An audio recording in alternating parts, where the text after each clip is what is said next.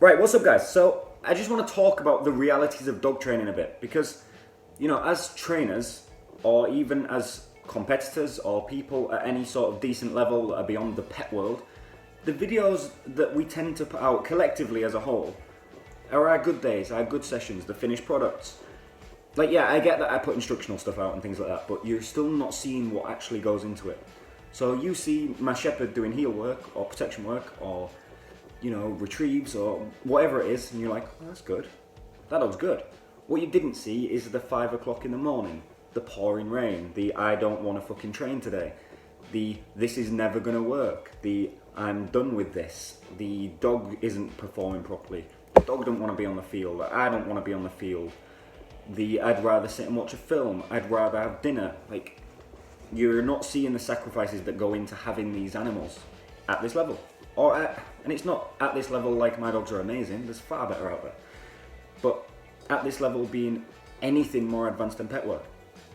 So yesterday, for example, I went down to see Scott at BBK. 3.5 hour drive down there. We were at training for 8 hours, maybe something like that. 3.5 hour drive back. That's a long day, that's a 15, 16 hour day. And that's what it takes, and it was only to make little bits of progress. So Khaleesi was doing drive capping and Flack was doing grip work on a bicep.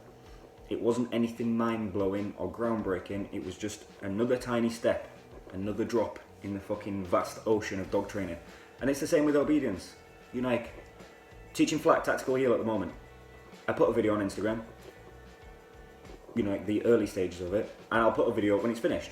And it'll look really good and flashy, and everyone's like, oh, his tactical heel's really good. And what they won't see is that every single day of the week in the pouring rain or the boiling sun or at night, because I've been busy, we're out on the field repeating the tactical heel over and over and over again. Dog training is viciously repetitive. Like, if you can't deal with repetition and patience, get out the game immediately. Because you're going to lose. Like, people are ringing me, oh, well, I did it 4 times and it didn't work. Yeah, cool, that's because you need to do it 5,000 times to get any result from it. So be patient. Like, the realities of dog training are not as glamorous as they look. You see the flashy videos and the edited videos, and you don't see the picking up shit and the taking the dog for a walk at 5 in the morning and the exercise and the repetition and all the bullshit that goes with it. The realities are, it's not always fun. If you're a dog person, like a true dog man, you love it because you can't get away from it. You love the chaos. Like, you find peace in the chaos of dog training. That's cool. If you're not that person, don't force yourself to be it because you want to impress Shirley down the road. It's not going to work. The other thing, expectations versus actual practicality of what you're willing to do. So people message me like, oh, I want this kind of dog. And I'm like, cool, well, you need to go and see this guy because he's the best at it in our country. Oh, but he's 2 hours away. Cool, you need to go and see this guy. Yeah, but he's 2 hours away. Yeah, well, that's the fucking answer. Like, the answer is you need to drive the 2 hours, or you need to drop the expectation of having that dog and just have something average. That's fine as well. But you've got to match your action with your expectation. Otherwise, you're just in fairyland.